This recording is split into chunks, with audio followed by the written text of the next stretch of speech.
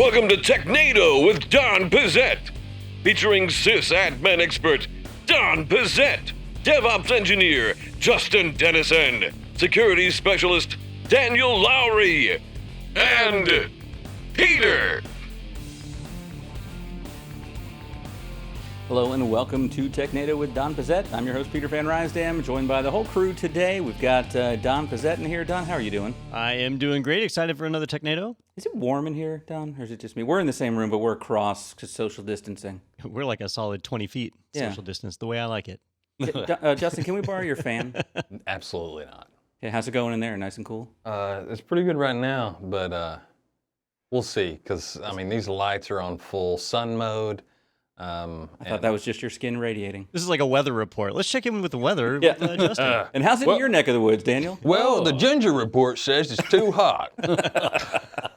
So, yeah, it's too hot and too bright. Yeah. How's it going up there, Daniel? It's good. The forecast is heat with a spot of heat, a little more sunshine, and sunburns expected. Perfect. Well, I think we have a guest that's also joining us from somewhere very hot. We have Lee McWhorter here. Lee, how you doing? We're doing good, and yeah, it's definitely hot here in Austin. You're in Austin, Texas, right? Yeah. Fantastic. Beautiful. In fact, it's so hot, you would say that between Texas and Florida, we are hot spots. Oh, yeah. That's great. Disease. We try to steer away from that stuff, but yeah, we're...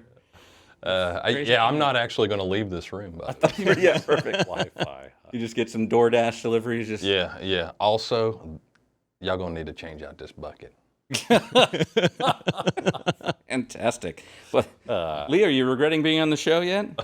No, I'm not regretting it at all. Give it time. Takes time. My connection stays solid enough to get through it. Challenge accepted. So, Lee, we actually met you, or a few of us met you, Don and Daniel, at the CompTIA ChannelCon event last year in Vegas, right? Mm-hmm. Yeah, it was really cool because we got a chance to meet Lee, and everybody was talking about the CompTIA certs that he holds, because Lee, you hold one or two certs, right? Yeah, a few. Pretty much all of them, actually. Yeah, going down the LinkedIn, it's like, all right, keep scrolling. Well, let's we're going to jump right in then in our first segment with rapid fire questions, because we definitely get into that. So let's hit it. Who do you work for? What's new? Who are you? What's happening? What's wrong with you? All right, Lee, this is our rapid fire questions segment. You got 45 seconds to a minute to answer each question. If you go over time, Peter's going to buzz you. We're going to move on and cut you off from there. And Peter's going to take our first question. All right, so Lee, I'm told that you have all the CompTIA certifications. First of all, is that correct? I have all the current CompTIA certifications. Well, that's all you can have, really, right? Got them in a year. There's a few people who have some older ones, like Mobility Plus Healthcare or whatever, that don't exist anymore. And the only one I don't have right now is the new data science cert they're working on, and I'll be getting that as soon as they put it in beta as fast as I can. So my question on that is, what is that just because all of those apply to what you do, or because you had most of them and said, let me just go ahead and knock these last couple out? Well, actually, it's I wanted to teach the Pen Test Plus Train the Trainer for CompTIA, and I had been teaching CompTIA stuff for a long time, but I hadn't actually gotten the certs. And so when I got the certs to teach that, then it just became a Pokemon thing, and I had to get them all. So I continued on and got them all. So I notice in your bio you have this saying, from boardroom to server room, or from server room to boardroom. If money was no object, where would you work, or what would you do, and why? Well, I'm fortunate enough that I get to do a big element of what I like to do the most, and what I've done a lot in my life, which is teach, just like you folks. I love the light bulb moment when you explain something and somebody gets it, and especially the empowering ability of teaching to change people's lives. So I've always liked to teach. I love that that's a big part of what I do in my current job and what I do with CompTIA. So I love to teach. Now, Lee, you have each and every one of the current CompTIA certifications. So that means you've got a skill set that crosses all over IT. You're a bit of an IT generalist. So one of the challenges that students have, and they ask me this pretty frequently, is, Don, how do you stay up to date on technologies? How do you learn the new stuff? Now, for you, that's probably even harder because you cover so many areas. So how do you stay on top of what's new? Well, funny enough, just the motivation of getting in front of a classroom and having to teach and stay current keeps me current. I think if I just had a job and did the same thing, I might get comfortable, but I constantly am reading new material. I'm constantly working, especially, to be honest, the CompTIA stuff helps now because as they upgrade things, then I need to upgrade and take the new certs. And so it just keeps me in a loop of, staying on top of it. But I'm definitely afraid of being embarrassed of not knowing what's going on in the classroom. So my students motivate me to stay up and stay ahead of them at least. I love the idea that it's the fear of public ridicule is really what pushes you. It's not the passion for IT. It's just, I don't want to look foolish. Oh, I love IT. No, I love IT. But yeah, there is a part of that. There's the carrot and the stick, right? Hey, totally understand that right there. That being said, in addition to being a CompTIA trainer, you're also the CTO and Director of Cybersecurity Training and Services at Covered 6. Could you tell us a little bit more about Covered 6? Absolutely. Cover 6 is a very unique veteran-founded, veteran-run, and veteran-focused security company. We're very high-end and vertically integrated in all the areas that we operate. We are the Department of Labor National Standard for Physical Security and Cybersecurity, so we help veterans transition into those fields, and we also offer services in those areas. So we guard fancy things and fancy people and rockets, actually, and things in aerospace. So it's a pretty cool place to be that brings together my leadership experience as well as getting to teach. That's fantastic. I know we've talked to a lot of people on the show before who are veterans, and it's interesting to hear how their time in the service has helped prepare them. So that's great that you're helping with that transition. So I have a question for you. You're next week going to be on our show Spin It to Win It, which is kind of like the Wheel of Fortune style game show. What are you doing to prepare yourself for that? Probably sleeping a lot less and reviewing back through the CompTIA exam objectives. I assume that these are going to be since it's a CompTIA themed contest, that will be some good preparation for me. And so make sure that anything I don't recognize right off, I take a little time to research and review and play with. Haven't been given the scope of the Spin It to Win It, so I've kind of got a broad remit there to study, so I'm going to do the best I can. It's okay. I write all the questions, and none of them have to do with tech. Yeah, now we have to change. I was going to say, do we have to change? I'm ready. Yeah. I'm like, It's just trivia. Let's go. Okay. which cool. vegetable has a higher beta carotene content? Oh, tough ones. Okay, I like Wheel that. of Fortune. No, I think the hardest Can I buy a C? the hardest thing we ever had was Sheryl Sandberg, where it got all the way to I think one letter left, or were all the letters picked? Let's put Lee on the spot. Lee, do you know who Sheryl Sandberg is? If I remember correctly, Facebook. Yes. Wow. All right. You know what, Lee? You're disqualified. So I'm going to go ahead and make an executive decision right now. He's not allowed to play because if you know Sheryl Sandberg, then you're smarter than the rest of us. I think you're looking at it wrong. He's not great for knowing that. You're disappointing Justin for not knowing who she is. That's an alternative fact that we don't agree with. No, that's not true, Peter, because I still don't know who she is, and we say her name all the time. Did no one buy you her book after that? Absolutely not. And if they did, I threw it away. We should make Lee's name. Let's make Lee's name one of the puzzles. Yeah. See if he gets his own name. Well, it's a little interesting spelling, so people might get a little confused. Like there's an M and a C and a W all right next to each other. It's funny because the answer to the puzzle will be staring at them the entire game. Yeah, it's tricky. All right. Yeah, well, that is Friday, July 31st at 2 Eastern time. All you have to do is just be even a free member of IT Pro TV, and you can watch that on the on-air page. So check out Lee, and Justin will be hosting that, and a couple other guests. Do we have one of the edutainers playing, Justin? Do you know? I do not think so. All guests? I think we all have special guests. And Fantastic. Is that a week? So the 31st, that's 2 weeks from now, right? Yes. Okay. I was just making sure because maybe I misheard you. I thought No, you said a week, and then I was like, hold on. I don't have You a don't suit. know when people are watching this. Yeah, this is true. Could be July 30th. Yeah. Tomorrow. So, For you. Also, Lee can't play. Exactly. Not anymore. Not after Daniel's No. performance. All right. Well, let's shift gears now and let Lee help us out with our next segment where we try to figure out who got pwned. Looks like you're about to get pwned. Fatality. Yeah! All right. So our article this week comes from ZDNet. Home router warning. They're riddled with known flaws and run ancient unpatched Linux. And there are no routers in the study from the, Fraunhofer Institute without known security flaws. I know we've covered a lot before about specific flaws for specific routers that have come up, but this is basically saying, hey, we looked at them all and they're all horrible. So Don, what do we do as home internet users? Just stop Set a fire. Well, the piece of advice that a lot of people get is you need to be updating your firmware, right? Update the firmware of your router. There's security fixes being put out all the time. And what the FKIE did, and that's the organization that put on the study. A much better way to say that. Yeah, I know. I'm not going to try and pronounce German.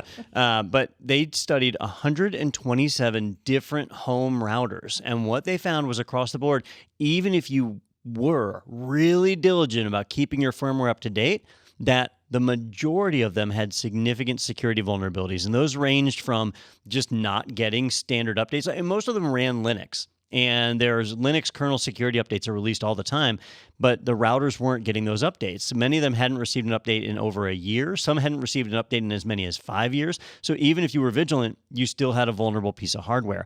And a ton of them had private keys stored on the router. In fact, I think they said all but one model or one company, which was a company I'd never even heard of, had private keys stored in one form or another in the firmware on the router. So just not a good sign here. So the answer to who got pwned this week is going to be everyone who has a home router. Which is everyone. I just assume that they're insecure. That way I set up my spam server and my torrent servers and just spit out all kinds of garbage, and hopefully none of my regular traffic's seen. Is that a valid approach to security? Obfuscation. I figured it was a perfect honeypot platform. Just stick some malware in a file on the FTP site on most of these things and see who downloads it. Yeah. I'm like, what's in here? The scary part to me is that this is the way the routers have been for a while. And to me, it's the big things coming, of course, is IoT, right? Internet of Things and 5G. And so if we can't even keep the routers updated, how are we going to keep all that stuff updated? Because it's all running on the same kind of Linux kernels. And many of those are consumer devices where they're not even thinking about patching, let alone having at least a patch once in a while. Lee, I'm going to need you to get out of here with all your logic. No, there's a simple answer to that. We're not. There was There was a similar study done back in 2018. So it's been 2 years now. They repeated the study and things have not gotten any better. It looks like vendors are not really making a forward step. A lot of big names were mentioned in the study. Companies like Netgear and a few others popped up. I think D-Link was another one. So not just little unknown names, but big names too. So it just shows that we can't necessarily trust the network gear that we have deployed on our networks anymore. We keep our workstations up to date. We keep our laptops up to date. But what about your DVD player? What about all the other components like Lee mentioned? But your router is kind of the one you have to trust the most because it's directly exposed to the internet, right? It's plugged into the WAN interface that is your broadband or whatever else you're using. So it's at a higher degree of risk than any other device on your network. And this article specifically, in the headline says home routers, but there's a lot of small businesses that just go to Best Buy and pick up a router. So, I got to think that this is affecting businesses as well. Yeah, they mentioned like the Linksys WRT54GL, which is a really popular Linux-based router. Those can be used inside of businesses. Nothing says they can't, right? But most corporations at least go that extra step of getting a Cisco or Juniper router or somebody that is actively updating firmware and pushing security updates out. But the other thing is you typically see in a business environment where they don't use just a straight router, they use a firewall. And so the firewalls are usually way better in terms of security. And even if they aren't, they tend to block traffic from the outside coming in. So that gives them a little bit of an edge, even if there was a vulnerability on the firewall itself. So home users can always take that step of going and implementing a firewall too, but that's a little more than what your average home user is capable of doing. Are there any firewalls that you guys know of that are, simpler, kind of designed for the home user to just go and kind of plug and play? I found pfSense pretty easy. Yeah, pfSense, I was going to say, those are the open source solution. I think people are going to have to put layered defenses in place just like businesses do, though. Sadly, that's probably the only way to stop. And you can set up a pretty easy seam with like a security onion. Just grab an old laptop or something, throw a security onion. Yeah, I will say some statistics. It's not too difficult. I will say with like security onion, even with pfSense, though, they do expect you to have a little bit of knowledge. They don't hold your hand. But there are solutions like Untangled, and there's the Sophos. Sophos has a internet gateway XG something, I can't remember the name, where they actually do hold your hand. They're designed to be like wizard driven, easy to use. So there are some, but most of your end users, if you think about your grandmother, they don't even know what a firewall is. Better yet, that they need one. Yeah, they light the router on fire. So what I'm hearing is I need to go ahead and get that LLC formed because things are about to go sideways. And then I'll be able to capitalize on everybody's mishaps, right? Yeah, and if you form an LLC, then you no longer have a home router. You're a business. Exactly. No one's attacking you. Then Even you're if set. it's the exact same router, I still reclassify Business it. router. Totally Yeah. different. The hackers will come and go, oh, no, that's It's a business. I can't do that. Move Also, along. he has a ridiculous Surprising to amount me of how many small businesses though do use those store-bought routers. If they are on business class, Spectrum, Comcast, Time Warner, whatever, a lot of times even the one they provide is not much better than that you would get from Best Buy. Yeah, that's true. And I would think, like obviously if you go to Starbucks, you're getting something higher end. But if you go to the local coffee shop, are they just going out and purchasing something that that's out there, and then you're connecting to that network? So you're vulnerable even when you're out and about. And the broadband modems these days kill me because they always leave the wireless turned on them, right? Because they want to build their global mesh network or whatever. So now you've got this Wi-Fi network that strangers can use right off of your own equipment, and that's always frustrating. Yeah, I don't like that at all. Plus, at Starbucks, you're using my Wi-Fi pumpkin. So Oh, is that your pumpkin spice router? Is that's that it. you? My pumpkin spice router. That's You're like, that's weird. That guy's just hanging out there with a bunch of equipment. Just doing some experiments. It's fine. Also, Peter, is this your credit card number? Well, yes, it is. Yeah, look at that. Coffee's on me, everybody. Hey, so Lee, I know you mentioned with Secured 6, you're a training provider, and I know a lot of what you do is actually on site. But how have things changed for you now with COVID? What are you guys doing to adjust to that? Well, we've had to adjust like everybody, right? We had to suffer through the lockdown where everything got shut down there for a while. We have started back in the classroom again, socially distant, so much smaller classes. But the biggest thing that's our current venture, and we've really seen it grow, we pivoted to doing a distance learning model where we have actually, even to Teach A+, we're shipping boxes of equipment to our students so they can actually get hands-on. And it's gone really well, so well that we've had a couple first classes, and we've actually started our second section of it, even as we continue to get back into the classroom slowly but surely. Hopefully the world will let us continue to do that, but if not, we'll keep doing the distance learning. It's working really well for us, actually. Fantastic. So if people want to, engage with you guys, maybe there's people in the military that are kind of coming to the end of their commitment and they're interested. Where would they find you? Well, the easiest thing is our website is just www.covered6.com.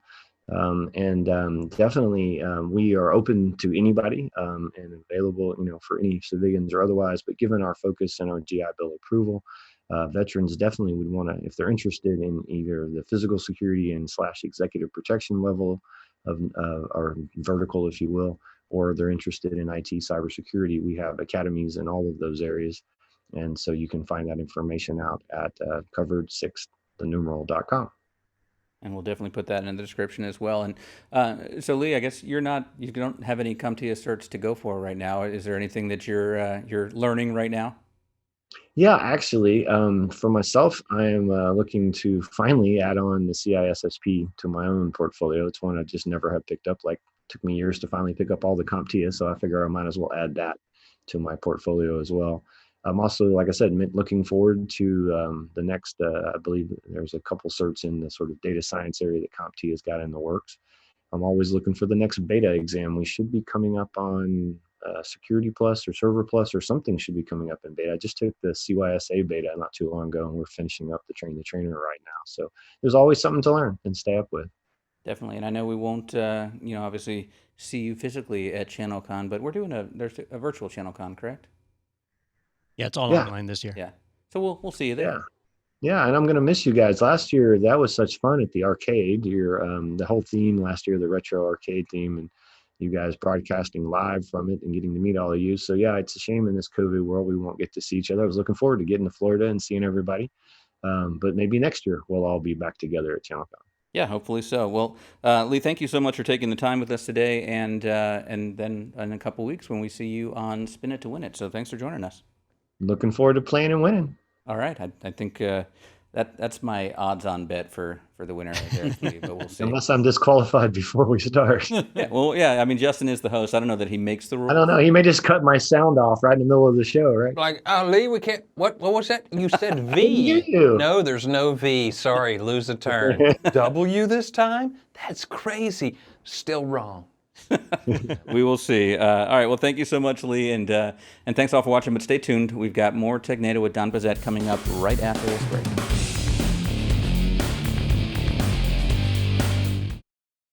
This is Josh. Josh spent $2,500 on a week of classroom training for CompTIA A+ and got certified. Josh got a good job that pays $40,000 per year. This is Jeremy. Jeremy only spent $299 on a full year of training from IT Pro TV, including A+ and 300 other courses. Jeremy also got a great job that pays $40,000 per year. Jeremy used the more than $2,200 he saved on IT training for a fabulous tropical vacation. Now, Jeremy is still using his IT Pro TV membership to study for Network Plus and Security Plus to advance his career, but not spending any more money, since all three are included in his IT Pro TV membership, plus 300 more courses. Don't be like Josh. Choose IT Pro TV for your IT training.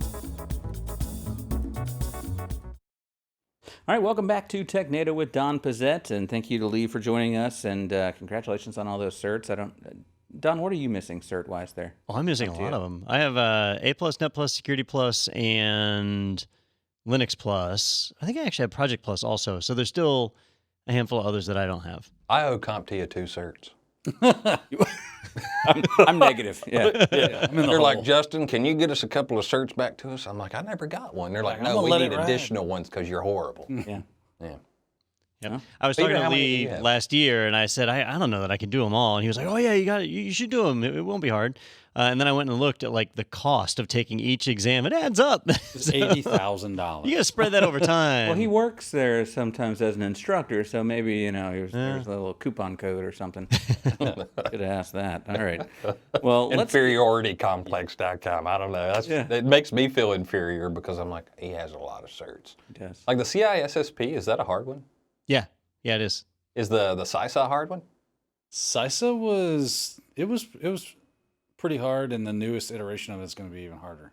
I think we're legally obligated to say none of them are easy and that you need training. Well, obviously, it's a relative, Peter, do you have any? Or not.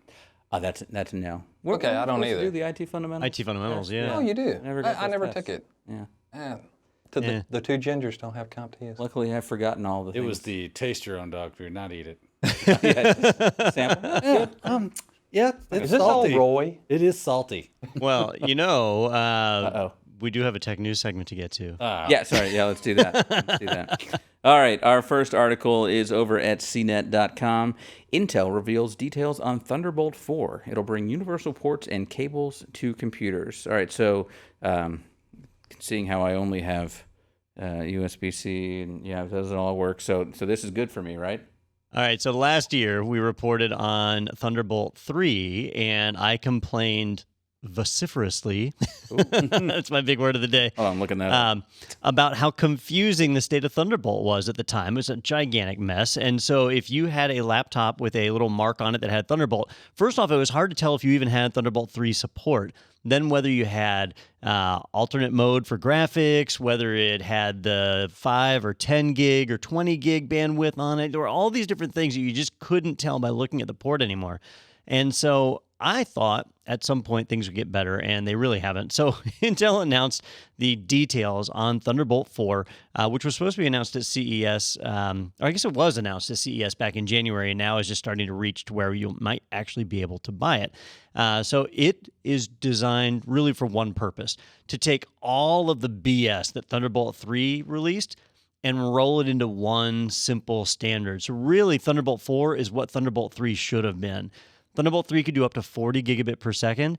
Thunderbolt 4 can do up to 40 gigabits per second. So it's not an increase in speed, but Intel claims that it is the most future-proof Thunderbolt ever, and that it is collapsing. I wish we could, well, for our viewers, maybe you'll be able to see this, but for our listeners, you won't. They basically take 12 different types of USB-C port and roll it all into one standard now. But then their little slogan is, just look for the Thunderbolt. If you see a Thunderbolt next to a USB-C port, then that means you'll have this support for all these crazy things. The problem is they've used that Thunderbolt to represent Thunderbolt 1, 2, 3. Yeah, so the Thunderbolt means nothing at this point. Well, there's a 4 on that picture as well, of the picture of the cable they have. Is there... Maybe there's going to be a 4? On the cable, but not on the port. Like, I've got cables that have the 3 on them. Okay. Yeah. Does anybody else have an issue with the phrase future-proof? Yeah. Like anytime someone goes, it's future-proof, except for that thing that will supplant this in the future. Not even the term future-proof is future-proof. Yeah, it's like, then why did you already reserve Thunderbolt5.com? and for a moment, I thought Don was going to go, takes all the crap that was Thunderbolt 3 and rolls it up into a bigger ball of crap. That's what I thought you were Accurate statement. Accurate statement. So I know we had an issue for a while with like Thunderbolt, USB-C, does it support video, does it not? Is this going to alleviate some of that as far as like cabling and all that? Or am I still going to have to be like, well, hold on a second, look. That's the plan, is that if you have a Thunderbolt 4 port, and see here I'm screwing up USB-C versus Thunderbolt, but if you have a Thunderbolt 4 port, that it will handle not only 40 gigabit speed transfer, so very high data rate transfers, it will also support the DisplayPort mode and alternate mode, and it will do charging. So it'll support charging over that port as well. So all the mysterious things that make up the crazy mixture today, right? Like you might have a straight storage port. You might have one that's straight charging, one that's storage and charging, one that's USB 4 versus USB 2 versus USB 3. Like it's all supposed to be wrapped into one, and this now becomes the one port to rule them all. I noticed it also says that it'll support up to 2 4K displays or 1 8K displays, which brings me to my real question. Can y'all tell a difference between all of those, or do I need to go get my eyes checked? I don't think the human eye can really get that far. I mean, it's more the refresh rate to me at a certain point. Yeah. I read a whole article about it that was saying at 8K, it's really pushing the limits of what a human eye can detect, and it doesn't really make sense to even go beyond that. But it does kind of come down to the size of the monitor. If you've got a really big monitor, then you can tell the difference between 8K and 4K. But if it's a small monitor, they look the same. Okay. That's what I thought. I didn't think we had the lateral resolution on smaller screens as far as our eye goes to really tell much of a difference. And so I was like, I noticed that in some of these new ports, they're always like, look how many 4K monitors it can push, or graphics cards or anything like that. So in theory, like they have those big LED TVs now that come in the square panels. So you could take a wall in your home and just make it one big TV. And at that point, you're going to want 8K, maybe even 16. Well, no, let's skip 16, right? It'll go to 32. I forget how the numbers work on that. Isn't it power of 2s? I have no idea. That's math. Stop with your stupid math because stuff. the power of 2s and 16's in there. Sounds like you're talking about people with money. That is true. Because I ain't buying 4K TV. Well, I guess I do have a 4K TV. But I'm not getting an 8K TV. Yeah, but I don't pay for 4K streaming, and that's what matters. That's right. I'm gonna talk to our production team and find out when we're gonna be pushing out Technado in 4K. HDR. We need HDR. Yeah. We'll just skip over and go right to HDR. 3D. 8K. 3D. 4D. 4D. We'll come to your home. 12D. Smell-o-vision. Smell of it. I was like, it's going to smell. By the way, when I'm in this room, y'all should turn off my smell channel. The fan's just pushing it around the room. Yeah, just buckets. Terrible. Ooh. All right. Our next article is from Phoronix.com. Fedora approves of making Nano the default terminal text editor. Other features accepted. Boo. Yes. Boo. Yes. Oh, can we do a point counterpoint here? Yeah. All right. We actually had this conversation earlier. We were just like, do it on the show. well, you didn't. You weren't rolling. I picked this article because I knew that jihads could be committed over this one. So Oh, yes. I am curious where Daniel and Justin fall on this one. All right. So Daniel, you were happy? Well, we're probably a little more moderate than we make it out to be, but when it comes to, like, I gave up Vim or VI or whatever because of going, holy dog balls, why do I have to push this and that and do this to make it do something simple like, I don't know, type, you know, and then it show up on the screen and actually stay. And then I loved making macros. There was a lot of very difficult things that even though I'd been a Vim user for quite some time, that it would still become frustrating from time to time. And then I started messing with Nano and it was like, Nano file, oh, and I type and it does stuff, Control X save, I'm done. So for basic functionality, Nano wins hands down because it's just much more user-friendly. So it makes sense to push the user base to something that's a little easier to get your feet wet in when you just want to type something out. If you want to do more deep editing, Vim is a phenomenal alternative, but you're going to have to spend some time learning how it works, and then you're going to spend some time being frustrated by it, and then you're going to spend some time being a snob and going, Vim is the only amazing text editor. All right, because it is. So Daniel, what I'm hearing is that you're too dumb for Vim, and so you like Nano. I like Justin, convenience. Counterpoint. All right, so I mean, Vim. I will concede the learning curve for Vim is pretty high. Like, how do I type? I type an A, which is an append, a shift A. That's the end of the line append. Well, which one lets you type? All of those. Well, can I use the arrow keys? Kinda. Maybe. Kind of. Depends on what mode you're in. Well, how do I move? HJKL. Well, how do I delete? DD, DW, 5DW. That's 5 lines or 5 words. Yeah. But because of those same things, I find it incredibly powerful. I'm also, I wouldn't say I'm awesome, but I'm a fairly proficient Vim user. And I like it because in previous experiences, Vim was there. And so I learned how to navigate Vim very well, and, just at a very superficial level, and it made me proficient. It is one of those things where I now have trouble when I'm in Nano of going, oh, HJ, and I'm like typing the letters HJKL. So I'm like, no, that's that. But on the flip side, escape : WQ, right? That's This sounds, not knowing what the heck we're talking about. I've got to side with Daniel on this because it sounds like Justin's describing like a court stenographer's, keyboard. So, but here's the thing: if we make Nano the default, how are we going to gatekeep all the people out of doing technology? And I think that's a part of it, really. Like for me, Nano is pretty awesome. Nano's very powerful. You can search, replace, you can do all the various things with it, and it's easy. But I've got 25, 30 years of experience with Vim at this point. And so that learning curve is gone for me, and it's kind of become rote memory. But one thing for me that was always a big deal was that it's in the Linux file system standard that it's in the POSIX compliance, I think, that /bin/vi has to be mapped to an editor. And so you could always count on it being there versus Nano that wasn't always there. But now that we're seeing, like Canonical and Ubuntu did this years ago, Debian did it. You had several other distros, Linux Mint, they all went Nano a long time ago. So now seeing Fedora go Nano means that Red Hat and CentOS will follow soon. So in the next 2 years, really every distro is going to have this as an editor that's available, maybe even the default. And that can just be remapped to VI being the Nano executable, right? Yeah, in fact, it is in Ubuntu. Which is wrong, but it's there. Because it's technically not VI. Yeah, right? so, weird. To put it in perspective, Peter, so even text editors that aren't Vim or VI, I turn on Vim plugins, so I still get the key bindings, just because... You're used to that. Yeah, I'm used to it. Yeah. I feel very proficient, and it has made me faster as far as like navigating files. That's fast. I mean, the amount of things you have to type to just... Yeah. It's not faster to get faster. Right? Yeah, it's not faster to get faster, but once you're there, you're fast. if you've ever seen like a true Vim power user, it's almost nosebleed. Happily no. Now, if somebody were just getting started today, though, is it even worth it to learn Vim anymore? It depends on in the developer community, right? There's the whole Emacs Vim. Oh, yeah, that's a holy war. We haven't even talking about Emacs. Yeah. And then there's like Space Max, which is like Emacs with Vim key bindings. I don't know. Anyway, yeah, it's crazy, which is fun. A lot of those have plugins and can do a little more. They have this ecosystem. I use NeoVim, which is a rewrite of Vim that provides the ability to have like asynchronous plugins.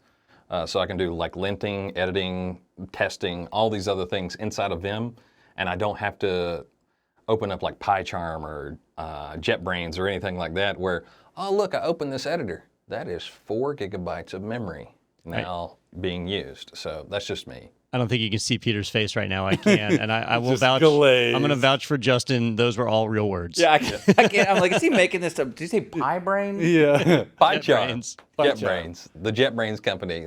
They build a bunch of editors, but they're all Java-based, so when you open them up, they immediately start chewing memory. This sounds like that fake owner's manual thing that's online where they're just like saying ridiculous words. And when the carburetor got into the old haystack. Exactly. Yeah. Is that for real, what he's saying? Yeah. All right, well, I've never been happier to move on to the next article, which is over at securityboulevard.com. billions of leaked credentials available on the dark web. And to me, I mean, is this a revelation? Isn't that what's on the dark web? Is billions of leaked credentials? I just and want to throw back pornography? that Peter's happy about this. That's what he just said. He's like, I'm happy this is happening. He's the one selling them. I've been I making got that money. I'm about to quit Technado, yo. I'm gonna build a swimming pool on Pool Kings based off of that internet. Dark Yeah, you don't guys even get need to paid? know them key bindings. Wait, our last article is going to change your opinion on that, but first let's talk about this one. So why is this new? Is it just that we've crossed the billions threshold? Now, what's significant is that a couple of hacking groups have come out recently saying that they're selling tons and tons of credentials, and most of them have been aggregated credentials from previous known hacks, right? So known leaks that have come out. So that's not really significant. But what researchers are finding as they study some of this is they're finding credential databases that weren't reported before. And one of the challenges that's kind of coming to light here is, we hear about these companies get hacked, like Equifax, right? A huge data breach, all these customers, millions and millions of people's information leaked out online, right? We know about it. It stinks. Obviously, they didn't uphold the highest level of security possible. But what we don't think about is how many companies get hacked and we never know about it, right? An organization could get hacked into, their database could be fully compromised, and if they're not investing in security, they're probably not investigating or investing in like network monitoring. So they don't know they've been compromised, and their whole credential database gets leaked online. And so that's what's significant here is that in recent days, weeks, there have been a huge flood of credentials being released on the black market inside of the dark web. Various sites like, what's the big market, Empire or whatever it's called, where you can go and buy these massive databases. And so it looks like hacking is continuing to get more and more and more aggressive while most of us are in shutdown. And so it's almost kind of becoming a hacker field day. And what was really interesting, in my perspective about the article, was it was talking about how it's not like they're performing password spraying attacks against these entities and gaining access that way, or doing any of the other credential stuffing or whatever the case is. They're like, I would like access to Netflix. Oh, okay. That will cost you X amount of dollars. Here you go. And here is administrator credentials to XYZ company because we have that. So they're not even guessing. They're just buying credentials that gives them access, administrative access immediately. And they log in, they do things. So, quick question. If I pretend I'm not compromised, does that inherently mean I have not been compromised? Like, if I don't know about it, that means it didn't happen. Right? Correct. Okay. Well, I mean, you've still been compromised. Like the fact of the matter is there, but you would be GDPR compliant because according to GDPR, As soon as you know. you have to do 72 hours of notification upon detection. So if you haven't detected, you're in the clear. So what you're telling me is to never read any of these articles, and I'm always in the clear. Stop monitoring. Turn it off. By the way, anybody listening, I'm joking. Stop. Don't do that. Justin says ignorance is bliss. See, I've gone the other way where I've actually gone on the dark web and sold my own data just to get out in front Get of that it. money. Like if someone's going to get paid, it says I can get $70 for bank account financial ranking. There's less than that in the account. I got one of those. It's like, hold on, there's $40 in the account, and they'll give me $70 for access to the. I made 30 Yeah, bucks. I'm This doing is like selling gift cards. exactly. So, yeah, my Netflix password I sold that for $7. Yeah, I mean it's all out there. So if someone's going to profit from this, might as well be me. So real quick, could I sell my Netflix password, let someone log in, and immediately change it? I was going to say the exact same thing. You just change the password. Pretty sure you could sell the password with a fake password from the very beginning. I don't couldn't think you there's just a go whole in- verification thing here. Oh, I don't want to screw over people on the dark web. Next thing you know, I'm being sold.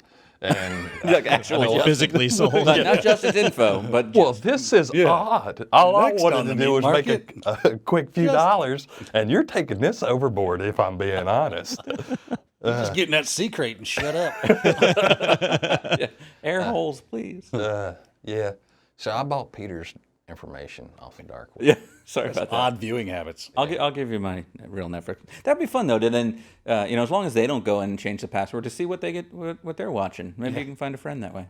Oh, this is not a news article, but it was on Hacker News that a guy created a website called like IknowWhatYou'reDownloading.com or IknowWhatYouDownloaded.com. Anyhow, it's a website you go to and it looks at your IP address and it then uses the distributed hash tables for BitTorrent to show torrents that were downloaded from that IP address.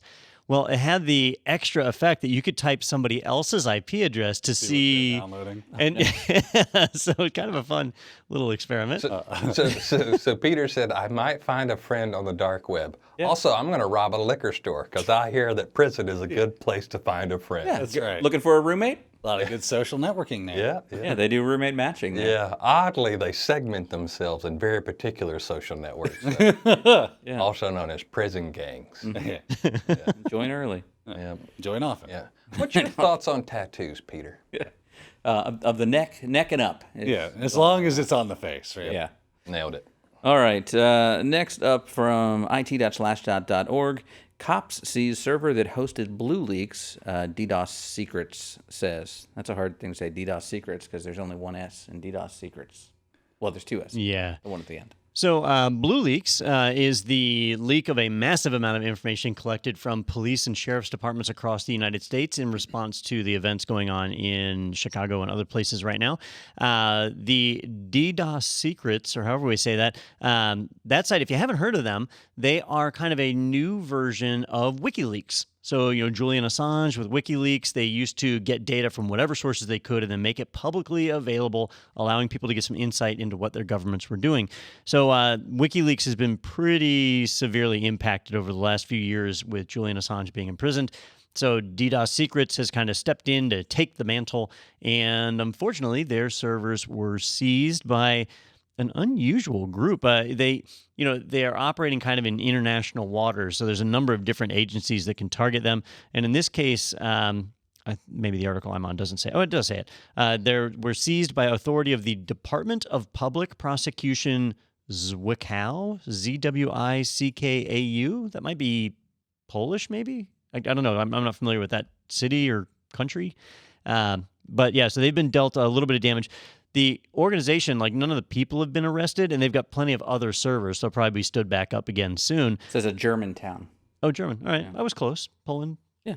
It probably used to be Poland. That's unfortunate. For some reason, when Don said an odd group, I thought Canadian Mounties. They just rode in on Those moose. Mounties. And I don't know always why get the they're on man. moose. And they're like, give me that server. And it's out in the middle of the water. You have to do it with a French-Canadian accent. Now I'm thinking of the Mounties are in Germany. Why are you here taking our computer? So you do see these from time to time, like the Republic of Sealand, or there were the people that set up in that cement bunker we reported on a few months ago, where they think they can set up these untouchable data centers, and it turns out they're really nowhere is untouchable right now. So they'll evade and move to different places, try and host their data wherever they can, but it's just a cat and mouse game. That's why you got to put it in the cloud. There you go. It's fine. If only the cloud were a real thing Yeah. and not just a marketing term. Shoot. Okay. My bad. Yeah, well, that's fun. So is the site just completely down now, or have they moved yet? That was their primary download server, so they're on a backup download server now. So if you try and download stuff, it's super slow, and they're working to repair. And actually, I haven't checked today, so they might be back up. But whether you support their efforts or whether you don't, it just goes to show that law has their eyes on the activities of these servers. There you go. All right. Well, our next article is actually a whole new segment. Don has mentioned before how happy I get when hackers are actually caught and put behind bars. So we said, let's make a new segment called Behind Bars. So here we go.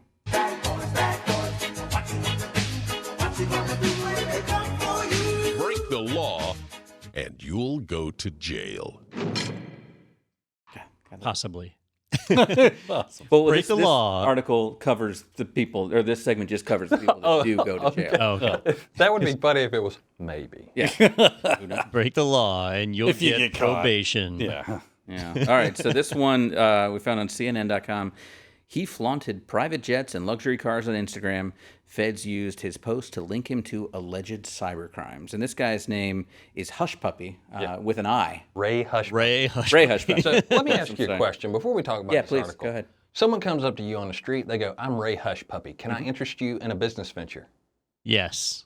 I'm going to go with you're a criminal. What, does your car license plate say "Hush Puppy" with an eye? Are you wearing a robe that says "Hush Puppy" with an eye? A Yes. Versace robe. Oh, yeah. I am in. Yes. Yeah. I mean, the pictures this guy is posting online are basically like the rich kids of Instagram on steroids. You know, all the shopping bags and things like that. But those are actually the things that the feds used to track him down. Able to go and you know, see the shops that he shopped at and the places that he was, because he was posting all these things. And they finally caught the guy who what was the number? It was like $41 million was seized, along with 13 luxury cars worth about $6.8 million, and phone and computer evidence over in Dubai, and he was turned over to the Americans. So the interesting part on this, so the guy was part of various cybercrime efforts, and I think they mentioned that some of it was business email fraud, BEF or whatever they're calling that these days. But they said that they seized about $41 million, and the pictures he's showing, I don't think you could live this lifestyle on $41 million alone. So there's Well, that's one just the picture. cash on hand. He's got, well, I guess that's a good point. They didn't say how much digital assets he had, because he's got like a Bentley, a Rolls Royce, a Versace bathrobe. And it turns out there's not a lot of people in this world that buy all these things, and so they're able to track him down pretty easily. He's in a private jet where he's in a bed with like a Louis Vuitton sheet, which I thought they made leather stuff. Apparently they make sheets too. And you can see the pilots in the background. Like, this guy is flaunting an insane amount of wealth. And he and his team have been defrauding people across the planet, I guess, just unchecked up until now. So what I thought was interesting is if you read the article, essentially because he was all over the internet, right, flaunting his wealth because he wanted people to look at him, they like used a birthday cake to figure out how old he was, to like try to pinpoint, like they built this profile. They found like a recovery email that was part of like some of the schemes that were used. And I think it actually validates that you should never put anything online. There you go. Yeah. Why are we Right? using this internet? If I'm a multi-billion-dollar like cyber criminal, you're not even going to know that I exist. There are some that say we should never have put this podcast online. You know what? But we're not defrauding people. We're upfront about our intentions.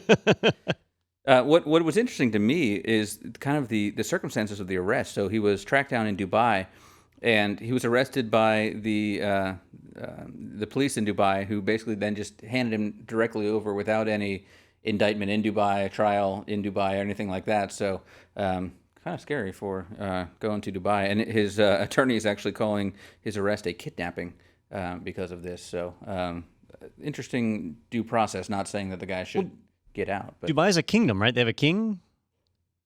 sure. I think they like a real honest-to-goodness king, so I don't think you have due process when you have a king. I'm pretty, at the very minimum, even if they don't have a king, I'm pretty sure they don't have the same due process laws in Dubai as, No, I don't think as the so. United States has. Also, does any of us here on the podcast have an appropriate amount of money to go to Dubai to worry about said things? No.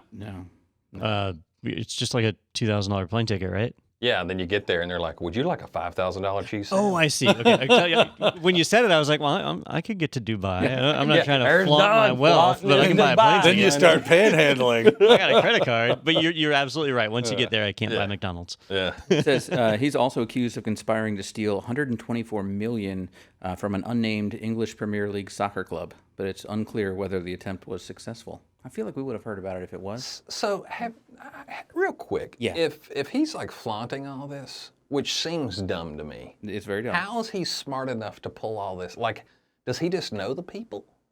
Like, how is he part of this? Is he doing the hacking, or is he part of the hacking? Like, but other even than if he's just like part of it, sending like, some emails. how does he know that, like, how to go about doing that? Because it seems like if I was smart enough to do that, I would be smart enough not to put it on Instagram. So I got the impression that he was the schmoozing element of this. So it was a business email compromise, right? So that's where they find some way to socially engineer and get into the mailbox of typically somebody in accounting, so they can send a fraudulent invoice and transfer, send wire transfers to the wrong place.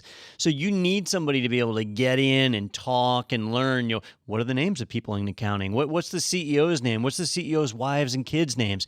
So if this guy's coming in a Bentley and fancy clothes and stuff, it's probably easy for him to start meeting some of the higher up people in those organizations.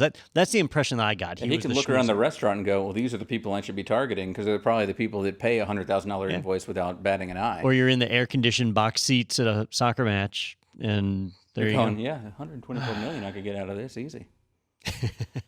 So yeah, I thought something about soccer, but I'm not going to do it because I might offend my international. So Dubai doesn't have a king; they have a sheik, who is effectively a king. It is a monarchy. Yeah. Yep. well, I don't know why, but I just thought of how Papa Smurf would respond to this. It's just like, Banishment. yeah, no, he'd be like, "This mother Smurfer." Yeah, did the LSD just kick in for Daniel? I told you Gargamel's before, been man. running around this mug. My brain We've been on the show does for like 45 these minutes. weird left turns from time to time, Okay. and that's what happened in there today. I think it's funny. That's where you call out the mind-altering psychedelics, not the fact that I was imagining Canadian Mounties on moose Right. riding across the water. That's not out of character for you. Oh, okay. That was that's right on plausible, brand. right? Like Mounties and moose are real things. Smurfs are real. There used to be an ice bridge connecting Russia and Alaska, and they could have just gone right over that bad boy. Been waiting, but all right. Well, that's a fun story and a new segment. I'm sure we'll hear more of behind bars. So, hey, I mentioned earlier in the show when we had Leon, we've got the Spin It to Win It event coming up. That is Friday, July 31st.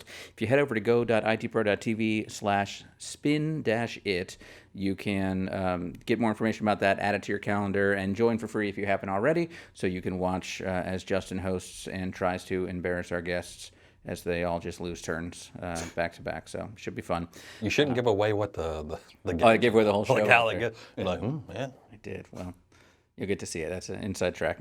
All right. And also, we've got a webinar coming up with Daniel. If you head over to itpro.tv/webinars, you can see the next one is Secure Your Future with CompTIA Certs, a guide to security certifications from CompTIA.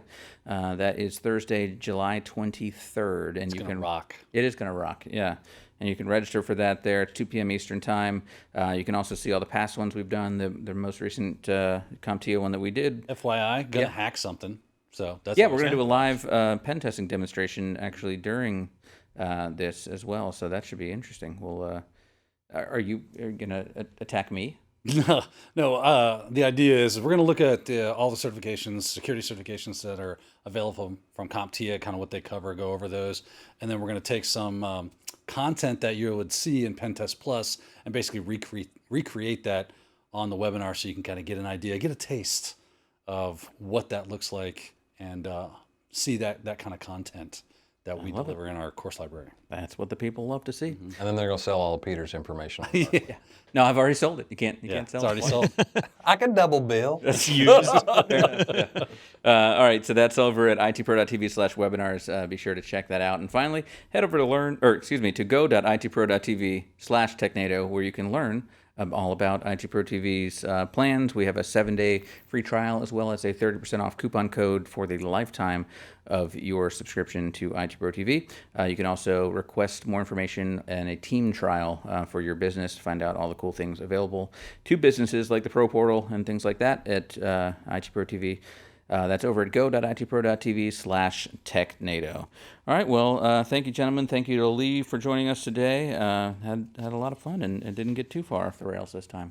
So, good work. Any closing thoughts? I think we should wrap up with the Smurf song. I was going to say Smurfy. No, let's just say that's Parker, under play the copyright. music. We're not allowed to do that. Roll, yeah. Can we do Play it? us off. Yeah. What is that? Derivative work, right? We can do Yeah, derivative work. sure. Yeah, if we sing it. Yeah. Is it just because It's artist you're wearing a rendition. blue shirt on a blue background today? Maybe that's what it that was. Maybe you're just kind of in that mind. You know what? I'm going to go home and watch me some Smurfs. You should. That's what's up. Not the live action movie. Yeah. Right? Put the kids to bed and watch some Smurfs. Put the kids to bed, my butt. I remember a robot chicken where Gargamel finally got a hold of a Smurf to eat him, and he was like, and then Not good. scraped it off into the trash can. All He's that like, "This effort. is bad." Yeah, these things are horrible. Poor guy. Yeah. All right. Well, thanks so much, everybody, for watching, and we'll see you next week right back here on Technado with Dr. Zep.